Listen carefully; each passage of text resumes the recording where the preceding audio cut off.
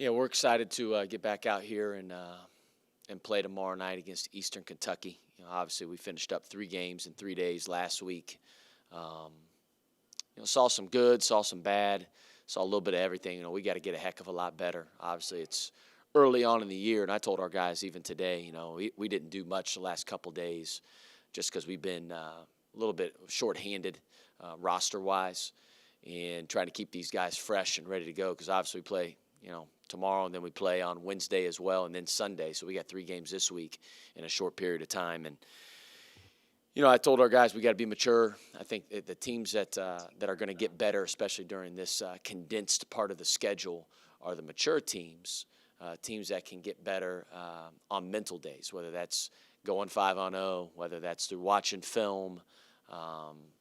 Because, again, we're not doing a whole lot of competing right now just to try to keep our guys fresh for the game. So we got to continue to get better as a team, though. But we're excited to get out here against EKU. EKU, Coach Hamilton's a good friend of mine. He's a terrific coach. Known him for a long time. He's doing a great job there. They're going to play really, really fast. I think they're playing at the 7th fastest pace in all of college basketball. They're going to press for 40 minutes. They're going to try to create a lot of turnovers. Think of maybe St. John's. It's kind of how they play on the defensive end. So it's going to give us a great challenge. We've got to be able to take care of the ball and make disciplined decisions at the end of the press, whether when we have 3-on-2s, 2-on-1s, or if we do not have numbers, we got to be able to run half-court offense. So that'll be the challenge for the game, and I think we're ready to roll. First question from Adam Baum. Travis, when you look back and you evaluate those first 3 games, what were the things that you didn't like and what were the things that you were pleased with? I would start with the things that I wasn't pleased with. I didn't think we were very disciplined, Adam, on either end of the floor. I thought we were going for way too many shot fakes. We were helping in way too much off the ball side corner threes. We gave up 11 points to Toledo on that. We gave up 10 to Bradley.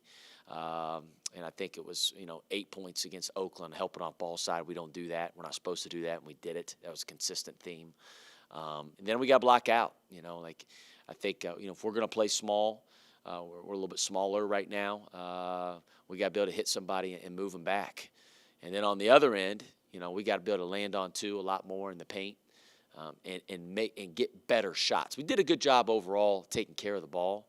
I thought, for 3 games in 3 days, but we got to get better shots. Just because you get the ball to the paint doesn't mean you get a first down, right? This isn't football.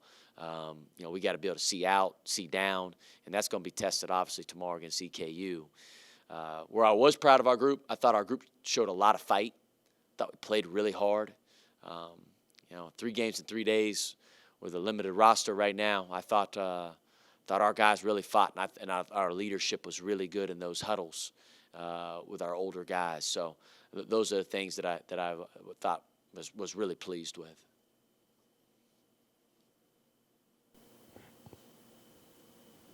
Adam? You compared Eastern Kentucky to sort of St. John's stylistically, and when you're going to play a team that's going to press for 40 minutes, they're going to try to get out and run, do you kind of feel it inside the flow of the game of how you want to combat that? Or going into it, do you want to say, we're going to try to slow them down, make them uncomfortable, force them into half court? Like, how do you kind of evaluate a style matchup like that? I would say, Adam, we want to play fast, but we want to play disciplined. We want to, if we have 3-on-2s, 2-on-1s, 4-on-3s, we have numbers. We want to attack. We want to play. But if we don't, then we have to have the discipline, right, to pull the back out and run half-court offense. And again, that will be tested tomorrow. This will be the first time this year a team's really pressed us, and that was one of the reasons why we want to play EKU, because it helps kind of prepare us for a St. John's and Big East play, right? So we've seen it before, and they do a really good job. I mean, this is what they do. I mean, they turn you over. We played them 2 years ago here, and we shot an incredible percentage from 2. I want to say maybe we missed 1 or 2 shots. Maybe 2 shots. We may have set the program record for 2-point field goal percentage in a game, but we also had a lot of turnovers. And And we got to be able to take care of the ball. We got to value it. And that discipline will definitely be tested tomorrow night against TKU.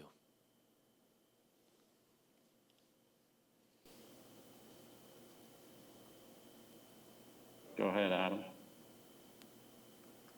I know it's early, and you guys are still trying to figure out a lot of, how guys work together and how they play together. But we've talked an awful lot about the offense, and I'm wondering, like, how much of the time when they get down on at that end of the floor, are you calling set plays as opposed to kind of just letting them move and move the ball and see what they can find? Like, is there a balance there?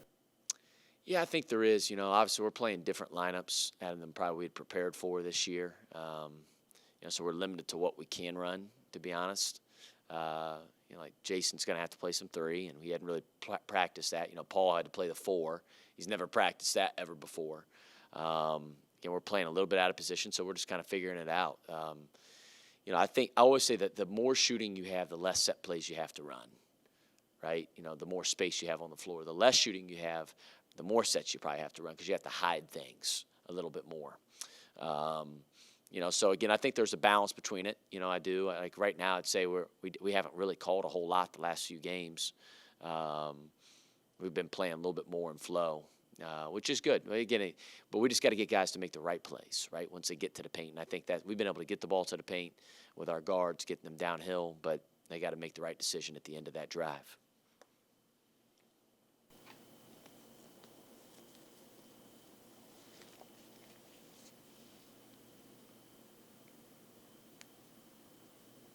Adam? You've talked an awful lot, probably more than other years about controlling what you guys can control. And, thinking about this season and all the variables that are outside of your control, one of the things I'm curious about is how hard is that for you, like on a nightly basis, knowing that any day you could wake up to bad news, as it pertains to COVID? Like, is that a challenge for you to kind of put that outside your mind? Yeah, honestly, I don't even think about it. Again, because you can't control it. You can't. We could get bad news any second, any day that we get shut down, and it kind of is what it is. Like when we got the news on our guys that had to quarantine, it was just like, man, really? Yeah, you got to move on. It's the next man up. That's why we wanted to have plenty of bodies this year, because we knew this year was going to be abnormal, just with all the circumstances going on. And you just got to figure it out. It's what I told our guys even in the huddle. Zach got his 3rd foul, like with 11 minutes to go in the first half, right, after he got his technical. And it's like, hey, fellas, we're going to have to go to 4. Again, we've never done this, but let's just do it. We got to figure it out. You just got to adjust, and you got to be nimble during these times. And your guy, and I think our players have done a really good job of that. They know that. We've talked a lot about it, Adam, just to prepare them that there are no surprises. We're prepared. We're ready. We'll be good. We'll figure it out. We're not the only ones dealing with it. Everybody else in the country is as well. And we just got to control, stay focused on getting better every single day, staying together as a team, and then good things will happen for this group. Next question from Jed.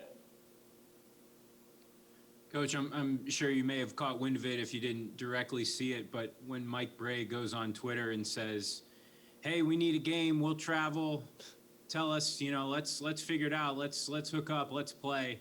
Did you ever think that it would come to that this year with a coach like that saying, anybody want to play? Yeah. Scheduling, you got to be nimble. It's obviously very unique.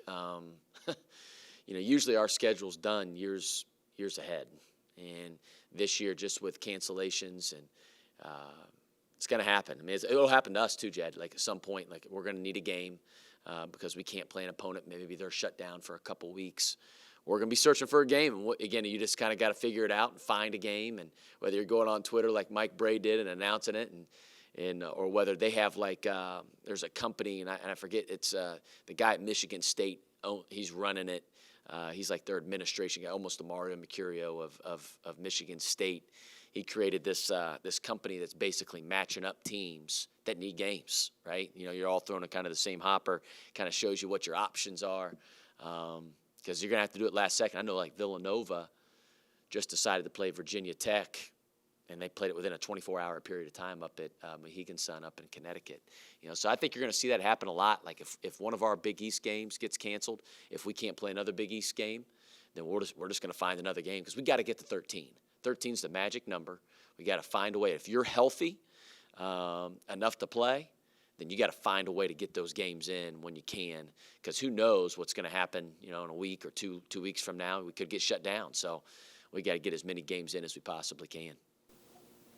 Did that assistant coach at Michigan State create that program specifically for this year, for this purpose, or was this something that was in the works before, or no? He did. He created it this year. His name's Kevin Pauga, I believes how you pronounce his last name. Really, really intelligent guy. He's done a lot of other things too as well, but he created it for this specifically. Next up, Adam. Coach, you guys all have to wear masks out there when you're coaching, but outside of the mask, you look a little different this year on the sidelines. And I was curious, do you like the wardrobe change? Is this going to be a permanent style for you over there? Man, that's a good question, Adam. I like it. It's a lot more comfortable. I know that. I think you're going to find hard-pressed for coaches to ever go back in suits. That would be my opinion. But again, I don't mind wearing a suit either. I'll do whatever Mario gives us, we'll wear. But I think you'll find it hard pressed for coaches to go back to suits after this year. Be my guess.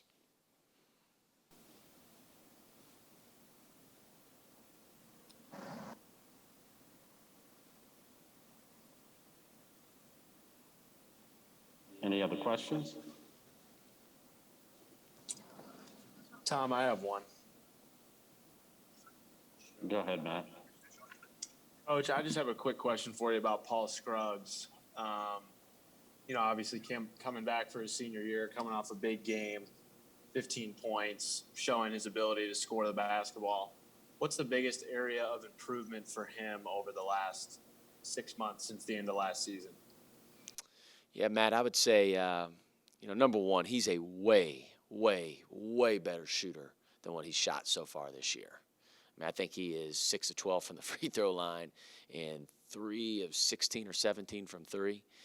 He's a career 38% guy from three, and he shoots 39% in our live play in practice. So he's a way better shooter than what he shot. But the biggest area of improvement that I've seen from Paul, and it's not close, is his decision making. I think he has 24 assists and 7 turnovers right now through 3 games. He's making terrific decisions with the ball. Last couple of years, he's been more of a 1-to-1 assist-to-turnover ratio guy. And his decision-making, I think part of it's our spacing, has helped him make better decisions. But he's also just doing what the game tells him to do, not forcing it. And it's like I always say, man, like offense is meant to be easy. Anytime you force something, it's probably something bad's going to happen, whether it's a bad shot, a turnover, or whatnot. And I think he's doing a really good job of just making the right decisions and seeing it right now.